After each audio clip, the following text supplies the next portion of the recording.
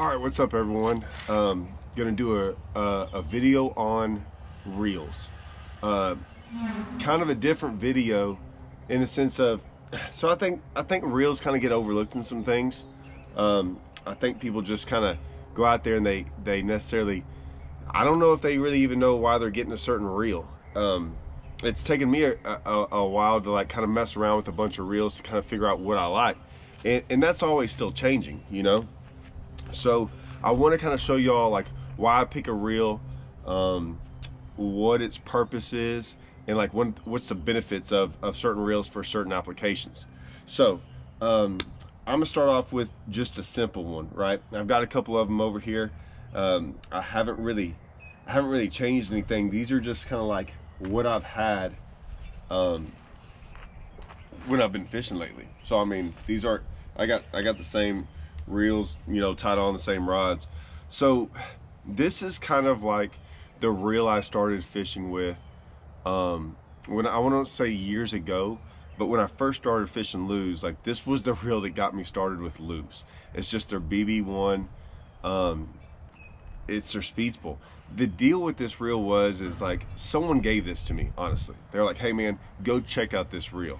And I was using different reels at the time, and so I was like, I'll give it a try. Well, man, like 9 months to a year later, I was still using that one reel, and then I started getting really used to it. So I finally went out and got me another one, and then I got me another one, and next thing you know, I started replacing all my reels with lures, and it was literally because of this reel. It wasn't very expensive compared to a lot of reels. It's not the high end, it's not the low end. It was just a good medium, like right in the middle reel that, man, I started using it for everything. So that was my reel, and like I said, I have tons of these. I mean, I still use this, and I kind of liked it for everything. Like that's my go-to all around, right? Now I've switched, and I've switched to a different, my go-to is this one. So it's kind of the same thing. It's just their speed spool pro, right? Their Pro Series. It's their BB1. You know, the reason I like it, I'm not gonna say I like it better, but the reason I started switching to these, I'm like, okay, I get all the same things that I like in a reel, right? It's the same reel. They do have a couple little things that are pretty cool, different. They have, you know, the dial control, so you can turn it up, you know, to where you won't get as many backlashes. I mean, that's basically what that is. This is the cool thing. I honestly didn't know about this until probably a year ago, but I'm gonna show this to you right there. Okay, I hate putting line on reels and then not remembering what line size I put on there. And so, you know, if you have a whole bunch of reels or whatever, and you're like, man, was that 18? Was that 20? Was that 25? A lot of times I can tell. You get down to 12 and 10, I mean, you're always having to look. Well, this right here shows you, like you can push this, not push, you can turn that knob and put it on fluoro, and it has numbers there. So it has like 14, 17, let's see, 65, 20, 80, you know, different, and it has them in squares, so it has different things for like fluoro or mono or braid. That thing was a lifesaver to me. Like, I love this thing like that. Like, I wish someone had told me about that before I ever got this reel, because I gotta be honest, I didn't know about it. So, but this reel has turned into something different now. I throw a lot bigger baits sometimes. My hands are a little bit bigger. I like something just with a little bit more, I don't know, I'm just one of those guys that, you know, I just like to have something a little bit more powerful. So I've started throwing like maybe a lighter Carolina rig. This is what it's on right now. But I throw a lot of bigger baits on it, and swim jigs, things like that. I mean, I throw that in between stuff. This other one I still kind of throw. This is kind of like things for like an ocho or like a caffeine shad, or I throw a lot of swim baits on this reel. So this is kind of a different reel. It's like, for me, I've just turned it into like, I put lighter line on it, and I throw a lot smaller baits on it. I just like that. I mean, it's a smaller reel, smaller bait, smaller line. That's just kind of how I've gone and started fishing those reels. And most of my reels are almost all 7-to-1. Like almost all of them are 7-to-1. And the reason is because other than a couple things, and I'll get into this later, other than a couple things, I want to be able to pick up line. 7-to-1 is what you would consider more of a reel that you pick up line. What I mean by pick up line, as you throw it out there, you're wanting to bring in line, right, at a faster rate. And the reason I want it at a faster rate is I'm usually not too worried about how slow I have to work a bait, right? I'm worried about when I catch a fish, can I pick up enough line? And let me give you a scenario. 9 times out of 10, if you hook a fish like on a swim jig, say, right? Most of the time you hook into them and it's pretty easy to reel one in, right? Or you hook into one and they pull back, and by the time you set the hook, everything's real nice and you just get to reel in. That one time when you hook one and it's coming forward, right, and you're having to pick up line like this and it comes off, like you could use a Snoopy reel, okay, on all those other times, right, that fish hits that swim jig. You could probably get one in. Everyone could get one in on that. What you're trying to figure out is, how do I catch that fish when it does something different, when it comes at me, when it streaks off to the right or to the left and you're having to catch up, and now you don't have pressure on from on your reel to that bait. Those are the things I'm trying to do or to accomplish when I'm using this reel. So that's the key for me, right? Is it's not so much how do I catch the 9 out of 10 fish that I usually hook up with. It's the 1 out of 10, because those are the difference makers, right? I mean, those are the ones you try to eliminate mistakes on. And so that's where, in my opinion, reels come, like, they have such a big role in how I fish and why I use them.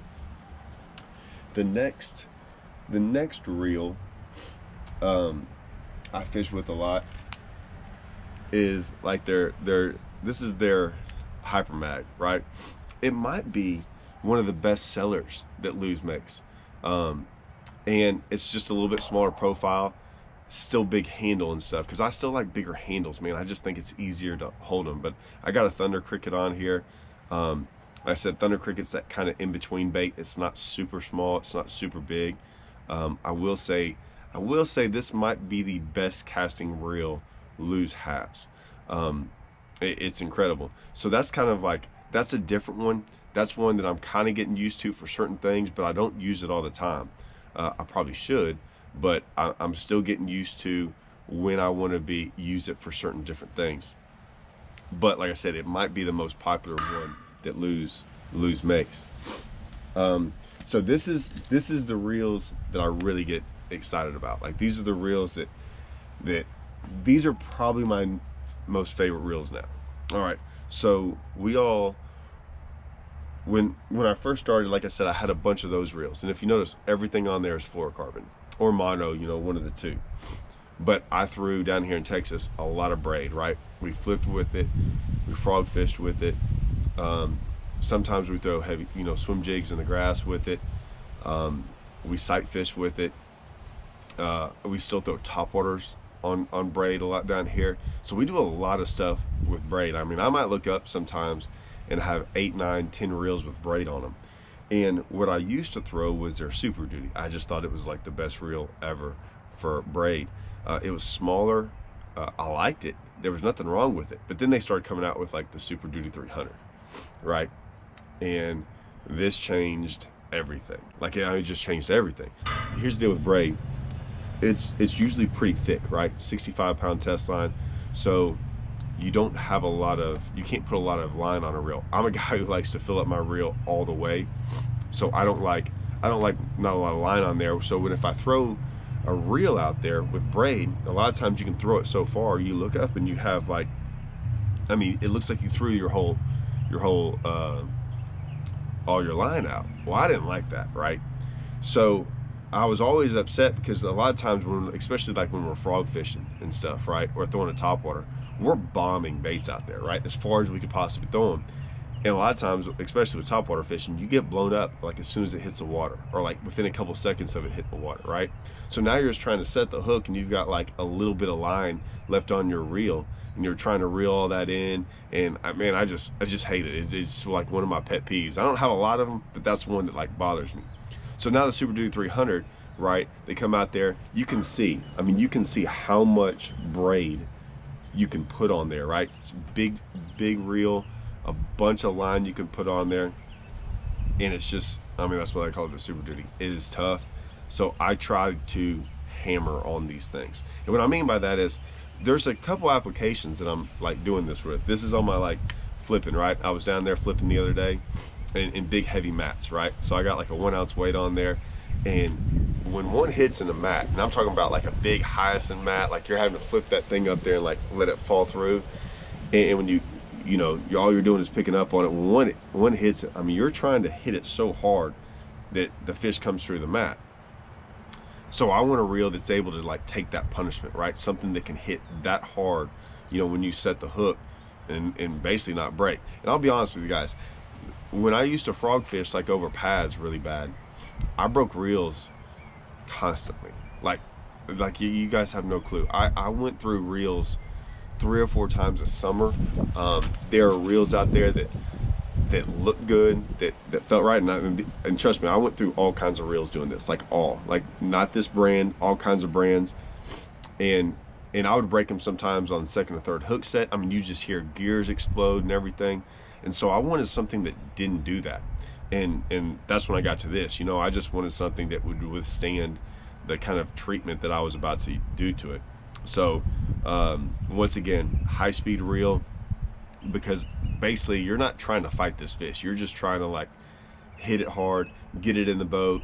Like, I don't care if it's an 8-pounder. I'm not sitting there gonna go around the boat with it on braid, a big rod with a big reel. I'm just trying to get them in. So that's kind of where I was at with that, and that was probably for like the last 2 years. That's kind of what I've thrown on braid. Well, I talked about this the other day in a video. I was talking about how like I had switched, that I had gotten some new reels in there the other day, and I had one of these 300s and I didn't have line on it, and I was like, man, I was gonna go Carolina rig out there at this place that has really big ones, and it was really deep. And so I was like, man, I'm just gonna try one of these. I'll be honest, I'll give the credit to Hackney. Hackney was like, man, I'm just gonna throw that 300 on it, on a whole bunch of stuff. And I just didn't think about it at the time. And so I went out there, put 25-pound sunline on it, and went out there in Carolina rig. And I'm telling you, after the first cast, first fish, 10 minutes of it, I'm like, okay, that's all I'm gonna throw from here on out. And here's the reason why is, like I said, there's certain applications where I want something that's heavy duty. And what I mean by heavy duty is, I'm out there throwing a Carolina rig on a 1 ounce weight, 25 foot of water. I'm out here. We were catching some big ones. I mean, there's a lot of 5, 6, 7 pounders out there. I mean, there's 10s, but I mean, we were catching a lot of 4s, 5s, 6s, and I just wanted something that like could hit on them fish pretty hard. I'm throwing it on 25-pound sunline, so it was fine. So that's kind of the reel I went to, and I was like, man, this is something I need to incorporate with a lot more things. So I then went and put on my Texas rig worm, and like I said, I'm not Texas rigging a little 3/16 ounce weight, you know, in 4 foot of water. A lot of times when we're Texas rigging down here, out deep, you know, so we're throwing it from 15 to 25, 20, 25-pound test line, you know, decent size hook, big worm. We're throwing around a lot of brush piles, stumps, rocks. I mean, so I'm wanting something that I can really hit hard, you know, something I can really hammer them on. And man, this reel just started feeling right. So now I was like, all right. So then I put it on my swim jig rod, because my swim jig application is usually pretty tough. And then all of a sudden it started to become one of my favorite reels. And I'm like, all right, if I'm swim jigging, if I'm worming, if I'm Carolina rigging, if I'm throwing anything almost over 20, you know, from 20 to 25-pound fluorocarbon, I'm probably going to use this reel, because I usually got it on a little bit heavier rod, and I don't want to put a big giant heavy rod on here with a little bitty skimpy reel. You know, does that make sense? It just doesn't make sense. It doesn't feel right. The rods are bigger, heavier, So I want something that actually matches that. And that's a big thing. When you're choosing these reels and you put them on a rod, like that whole deal about how light is a rod, like, you know, I'm sure y'all have all been there. They all show you this rod, you know, someone, and like, look how light this thing is. Man, I'm sorry, but I don't think anyone can pick up 2 rods and really tell that it's like that much different. And usually I don't care how much it weighs. I just want the rod to work right? I just want the rod to work right. Same thing with the reel. I don't pick it up going, man, this is lighter or heavy or anything.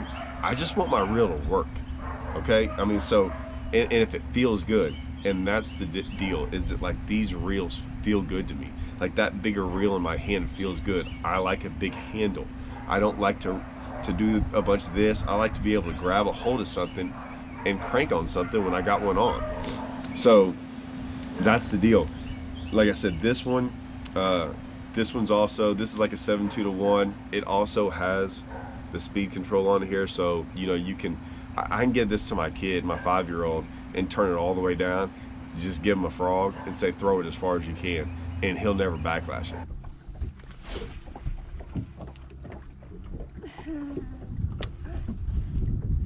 So it's great, you know. So that's the pretty cool thing, is a lot of these reels, I love that, so I can give them to my kids or someone who's never fished before, and really just turn around and not worry about them. Like, they're not gonna backlash it if you set it right. So that's what I love about those. I've talked about like 7-to-1s.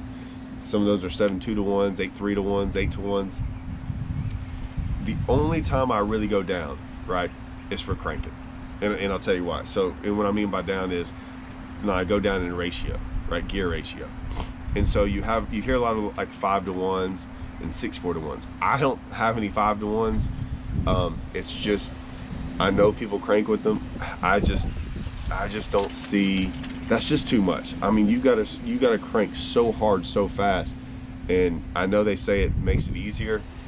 A 6.4-to-1 is a little bit more, like it's not as, you don't have to reel as fast. It's definitely less than a 7-to-1. The 6.4-to-1 seems to be good for me. So all my cranking stuff is set up 6.4-to-1, and I get to use the same reels.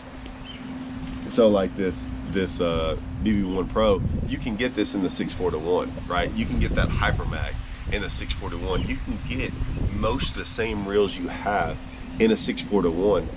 And so I like to deep crank and I like to shallow crank, and that's kind of when I go to the 6.4-to-1. Other than that, guys, I keep it really simple. I don't try to get too many reels, and what I mean by that is I don't go in there and get like 14 different kind of reels, right? I usually find something I like, and you can do this. Go up to your tackle store or whatever. I mean, Tackle Addict's got a bunch of loose reels. Almost all tackle stores have reels that you can just go in there, put it on your hand, put it on a rod, you know, and reel on it and feel it, and you'll understand it. But like I said, when you get all that, that's when you start realizing what reels you like. And they don't have to be the ones I'm showing you, right? They can be something different. Just go in there and mess with one, and then try to keep, I'll be honest, try to keep with that reel. And the reason I say that is I want everything to feel the same when I switch rods, right? If switch baits, the same thing, right? Say I'm throwing a red eye and I pick up a thunder cricket. I don't want something to feel totally different in my hands. So I try to get all my reels the same, and the reason is for, like, say and when I say the same application. So like when I go to flipping and frogging and doing stuff with braid, to me those rods are all bigger, so I got heavier reels on there, bigger reels. I'm so used to that now that I expect to feel that when I pick up a rod with braid on it with a frog or flipping. Same thing when I pick up now a Carolina rig or a worm or a swim jig. Like, those are all kind of the same little kind of deals. So like, it feels natural to me now. Everything's starting to fit that deal. When I pick up things like when I pick up things like a ocho or a caffeine shad or a little swim bait, you know, a little rage swimmer, now that smaller reel with that lighter line all still starts to feel the same. So those are the kind of things that you want. You want to get real specific with what you're doing and then keep it the same, right? I don't think I have more than 4 different kinds of reels, but I might have 30 or 40 of them, right? So I have them for every application, but they all kind of fit in their own little category. So remember that when you're looking at reels. All right, that's my deal on reels. Tell me what you think about them. Tell me if there's ones you like. Tell me if there's something that you'd like me to go over with Luz. There's a good chance I'm not doing spinning reels yet. I've got some, but that's just really not my forte, so I'm not going to dive too far into that. But like I said, let me know. There might be a different application you like for some of these reels, man. I can always learn something too. So let me know. Tell me what you think.